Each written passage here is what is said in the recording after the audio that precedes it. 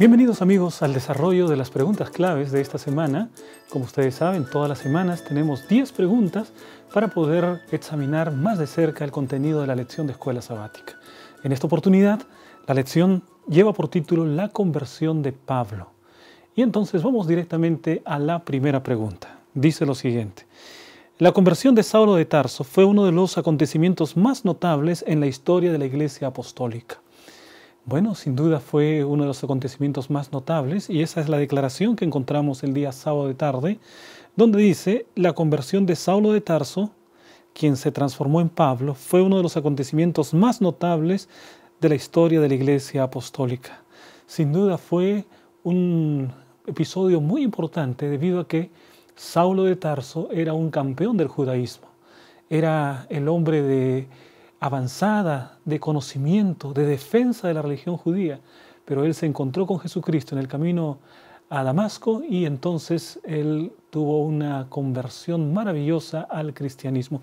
La respuesta es verdadero. Vamos ahora con la pregunta número 2. A pesar que Jesús encajaba en sus expectativas tradicionales de un Mesías regio, los judíos no lo aceptaron. Bueno, aquí nosotros podemos ver que efectivamente los judíos no aceptaron a Jesús como el Mesías. Pero, ¿cuáles eran las expectativas que tenían los judíos respecto del Mesías? Ellos esperaban un Mesías regio, es decir, un Mesías real, un Mesías gobernante. Por supuesto que sí.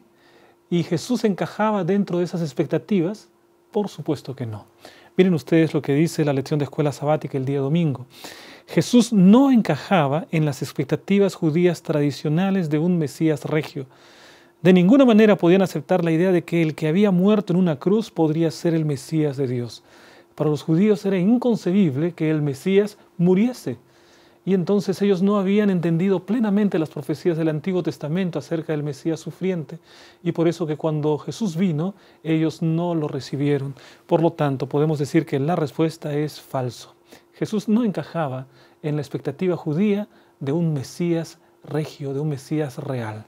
Vamos ahora con la pregunta número 3. Pablo estaba absolutamente convencido de que al atacar a los seguidores de Jesús de Nazaret, estaba haciendo la obra de Dios. Ese era el convencimiento que había en el corazón del apóstol Pablo.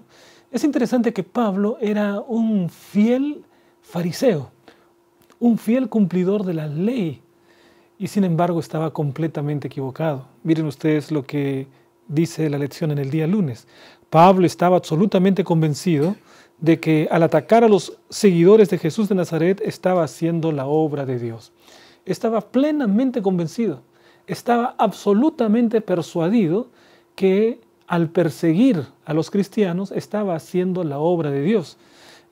Esto quiere decir entonces que no basta con estar convencido o no basta ser completamente sincero, porque uno puede estar muy convencido de algo y estar plenamente equivocado, o puede ser muy sincero y estar absolutamente errado. Esa es la lección que extraemos de la vida de Saulo de Tarso antes que se convirtiese. Por lo tanto, podemos decir que la respuesta es verdadero. Vamos ahora con la pregunta número 4. Ananías no sabía que Saulo era perseguidor de los cristianos cuando recibió la orden de Dios de restaurarle la vista.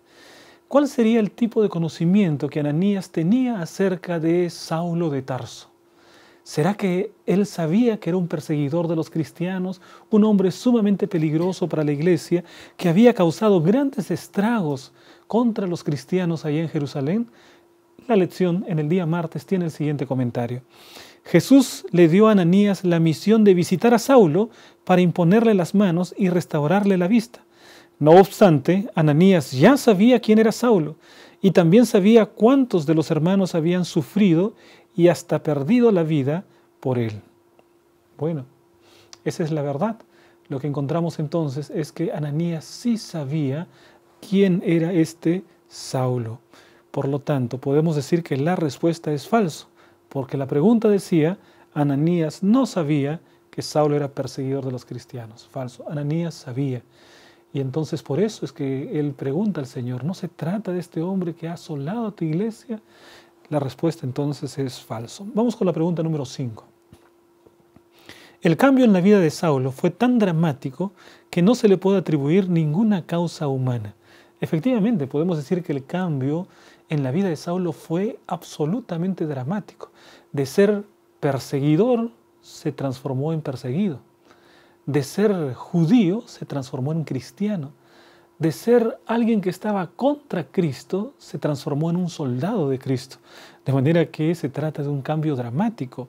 La lección del día martes dice lo siguiente: de hecho, el cambio en la vida de Saulo fue tan dramático que no se le puede atribuir ninguna causa humana. Es decir, no hubo alguien que vino y lo convenció a través de argumentos que estaba en un camino equivocado.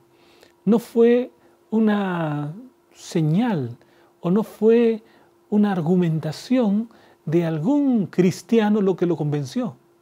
Fue absolutamente la intervención providencial de Dios lo que produjo la conversión en la vida del apóstol Pablo. Por lo tanto, la respuesta es verdadero. Vamos ahora a la pregunta número 6. Después de regresar de Arabia, Pablo llegó a Jerusalén para presentar a Jesús como el Mesías de Israel. Pablo fue a Arabia y después de regresar fue a Jerusalén. ¿Es así que nos dice la historia? Bueno, vamos a ver qué es lo que dice la lección del día miércoles. Ahora, después de regresar de Arabia, llegó finalmente a las sinagogas, no para arrestar a los creyentes, sino para multiplicarlos, no para calumniar a Jesús como un impostor, sino para presentarlo como el Mesías de Israel. Así que Pablo estuvo un tiempo en Arabia, un tiempo reflexionando, comprendiendo mejor la naturaleza de la vida cristiana, conociendo mejor las enseñanzas de Cristo, y cuando regresó a Jerusalén, él empezó a presentar a Jesús como el Mesías prometido. La respuesta es verdadero. Pregunta número 7. En Damasco, Pablo fue denunciado frente a las autoridades, pero pudo escapar en una canasta.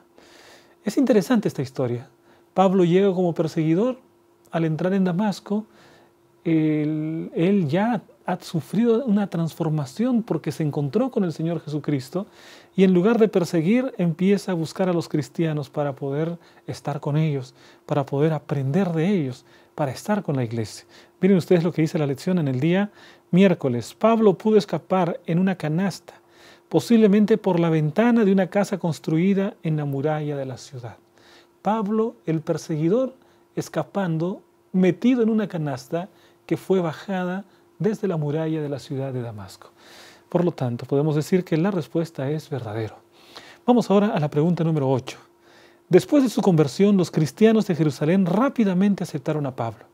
¿Será que sucedió eso? Miren ustedes lo que dice la lección el día jueves.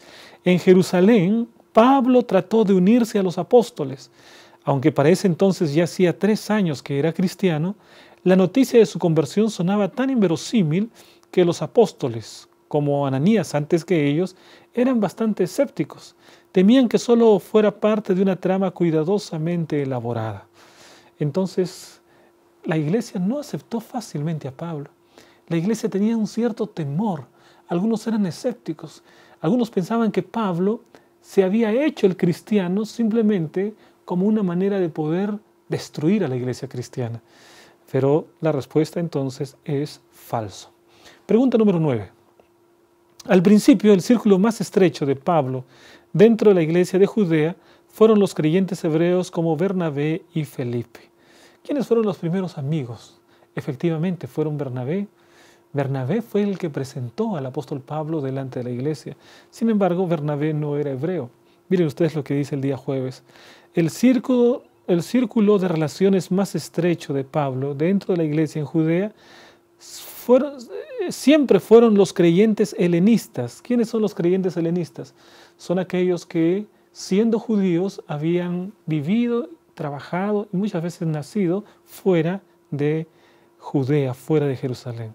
Dice aquí, además del propio Bernabé, incluía a Felipe, uno de los 7, y a Mansón y también de Chipre. Es decir, no estaba con los creyentes hebreos, estaba con los creyentes helenistas, aquellos que habían nacido fuera de Judea. Respuesta entonces es falso. Pregunta número 10. Años después de la ascensión de Cristo, los discípulos entendieron con claridad que debían trabajar para la conversión de gentiles y judíos. ¿Será que los gentiles o los cristianos entendieron rápidamente, los discípulos? Ellos entendieron que la misión era predicar a todo el mundo, gentiles y judíos. ¿No será que eso fue desde el principio? Miren lo que dice la lección el día viernes. Recién varios años después de la ascensión del Señor, su mente se expandió lo suficiente como para entender con claridad la intención de las palabras de Cristo, de que debían trabajar para la conversión tanto de los gentiles como de los judíos. Es notable esto. La iglesia cristiana en un principio pensaba que la salvación era únicamente para los judíos. Fue tiempo después que ellos entendieron plenamente que la salvación era para todos los seres humanos, que Cristo vino a morir no solo por judíos, también por los gentiles. La respuesta es verdadero. De esta manera estamos terminando el desarrollo de las preguntas claves en esta semana y te hago una cordial invitación para que puedas estudiar la lección de la próxima semana. Va a ser una lección muy bonita, va a ser una lección provechosa. Un gran abrazo y que Dios te bendiga.